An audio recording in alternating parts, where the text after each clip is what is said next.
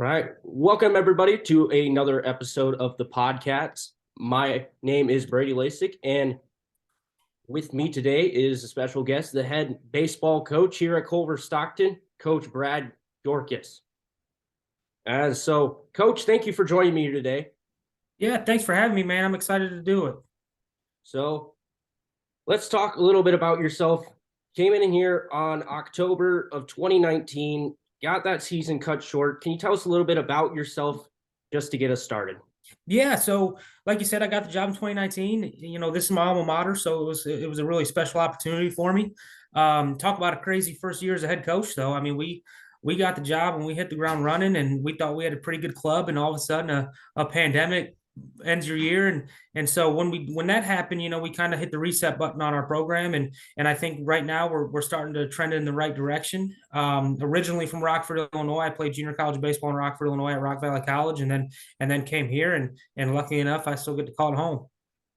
Absolutely. We'll talk a little bit more about that as well as we go For along. sure. But let's talk about last year. Last year, not the season I'm guessing you were expecting, nor was any of the players as well. Only having 9 home games. Can you talk about a little bit about that? Yeah, it was tough. It was a really bad spring. We were just unlucky in the fact that every time we had a game on Saturday and Sunday, it rained on Thursday. So and then we were fighting with it. We were fighting with it. So we had a lot of adversity last year. We played on the road a lot. Our guys were really tough, and they enjoyed that challenge, but it was really difficult. But I'm proud of them. They battled and they played hard, and there were some games we probably should have won that were in there. And I think maybe if we were at home, we could have won those baseball games, but that's just not how it works. Baseball is a sport where you got to adjust on the fly. And I think, for us, we just didn't do a good enough job at finishing baseball games, regardless if we were at home or if we were on the road. But I will tell you, it was very difficult traveling all that time, and 9 home games is a tough deal. Absolutely. Of course, you spent most of those times when you were scheduled for a home game in Quincy. Yeah. Can you tell us a little bit about that stadium? Because not a lot of people here at Culver have been able to go and see that. Yeah, so over there in Quincy, they've got a turf infield, and their outfield's in pretty good shape. It's a nice place to play baseball. I wish it wasn't the 25-minute drive from campus. I wish we could play here. And I think we will play here more often this spring. I think our field's in better shape this spring than it was last spring. I mean, that's all weather pending. But over there at Quincy, they do a really good job. It's a stadium. It's more stadium style than our field is. Our field is, we've got the bleachers and the dugouts and all that other stuff. But at Quincy, they host a prospect league team, and so it's a pretty good stadium to watch baseball in. Absolutely. Of course, last year you finished 18-30 overall and 11-21 in conference, 6-3 at home, 6-22 away, and 6-5 neutral.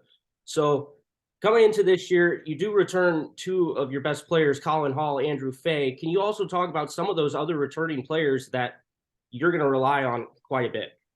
Yeah, so like you said, we've got a good group of returners, I think, in my opinion. We return Alex Harbin, who's I think creeping up on a home run record. So we're excited about Alex. He's going to play first base for us.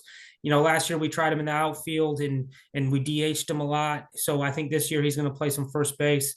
Dax Fleury is a local Quincy boy. Both Alex and Dax are both local Quincy boys. So Dax will have some time at third base. Caden Power and Ryan Toysher are all the other guys that are on the infield that are returning. Jordan Scott is our returning second baseman. He won a Gold Glove in the Heart last year at second base, so he'll be back. Khalid Price will be back in center field. So we're returning a decent amount of our position players, and I think we can really swing it at a high level.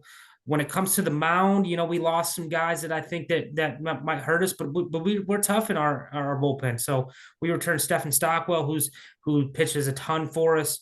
Anthony Rebase, Clay Street, Braden Taylor, a bunch of different guys that I think can do some different stuff out of our bullpen that are returning that I think are going to have impact right away, and hopefully they continue to get better.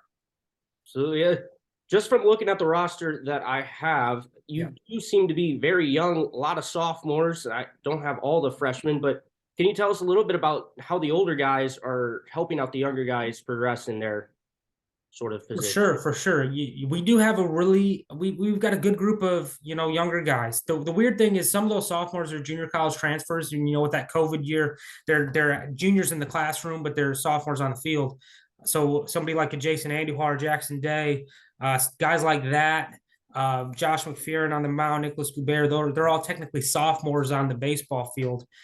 So they've got 3 years of eligibility. So they're going to be, so in my mind, they're older for us. They got more of a role. When it comes to our freshmen, we've got a really good group of young guys that I think, if they continue to improve, they're going to get better. So an example would be Ryan Oso on our infield. He's a middle infielder that has a lot of talent. He can do a lot of different things. Joseph Johnson, still a kid that's in our middle infield that is a sophomore now. He traveled with us last year. He's going to have a bigger role this year, I believe. And then we've got a really good group of outfielders. And Wyatt Wright is a freshman. Perry's a freshman. Logan Stipes a freshman. Noble Oxford's a freshman on the field. So those are all outfielders that I think are going to be really good for us.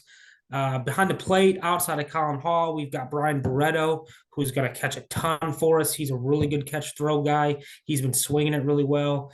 Timmy Meyer behind the plate is another guy. He's a freshman. He's got a really big arm. So I think, when it comes to the mix of older guys and younger guys, I think we're in really good shape.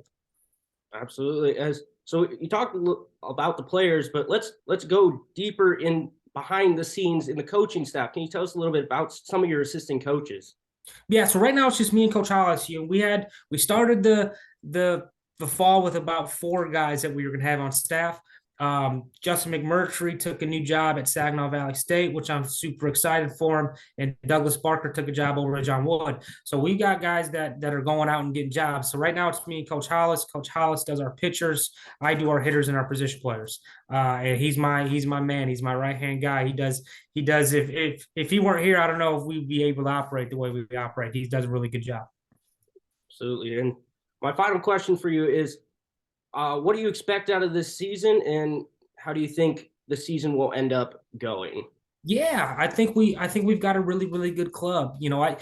Baseball's a really strange sport. There's one day I see them and I think we're really good, and the next day we're all over the place. So and that's just baseball. You never know what it's going to look like from day to day. But I think we're really talented. I think we've got a chance to play defense at a high level. We can swing it, and if we can pitch it the way I think we can, I think we'll be okay. The schedule, we set the schedule up. It's hard. We did that on purpose. We want to see what we've got early and prepare ourselves for the heart, because the heart's tough. It's a tough schedule, and the 2 teams we drew from the other side of the conference are going to be difficult for us. We got Baker, we go to Baker, and Central Methodist comes to our place this year. So it's going to be challenging, but I really do think our club's prepared for it. The returners have been through it a little bit more. Last year, we had guys that were older, but they had the COVID year, and so they didn't really have a couple full years of baseball under the belt. But now we've got guys that have baseball under their belt, that want to win baseball games, and that's the most important thing for us, right? We want to go out and win. I don't care if a guy goes 3 for 3. All we want to do is win baseball games, and I think that's kind of the mentality where our club's at currently. That could change a month from now. I don't know, but I think right now all our club is kind of worried about is winning baseball games, and I think that's going to benefit them as we go forward, because they're going to fight and they're going to scratch and claw. Absolutely. You talked about the schedule that is put together for you guys, and I believe your first game's coming up here soon, February 3rd. Yep. I believe you're traveling to Millington, Tennessee. That's correct. For a doubleheader against Missouri Baptist, then the next day against Bethel, and then Faulkner. Have you been down to that Tennessee area there? We've been down, but we haven't gone to this exact location.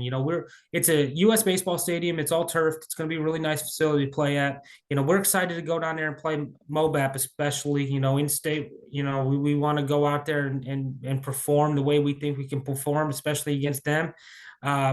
But the next day, Faulkner's a top 10 team in the country, and we're going to go and throw what we've got at them, and we're going to play our game. We don't want to change what we do just because of what our opponents look like. So it's a tough schedule. It's going to be hard, especially February. And again, like I said, I did that on purpose, because if we perform and win the games that we think we should win, it's going to put us in good shape at the end of it. So that's kind of what that mindset is. And like you said, we play on Friday. We travel on Thursday, and then we're going to strap it on, and we're going to go play and see what we've got. For sure. Okay. Well, thank you so much, Coach, for joining me here. Yeah, man. I thank you for having me. Of course. So check out the Culver baseball team February 3rd. They have a doubleheader, of course, like I said, on against Missouri Baptist in Tennessee. Thank you guys for listening to another episode of PodCats, and we'll see you next time.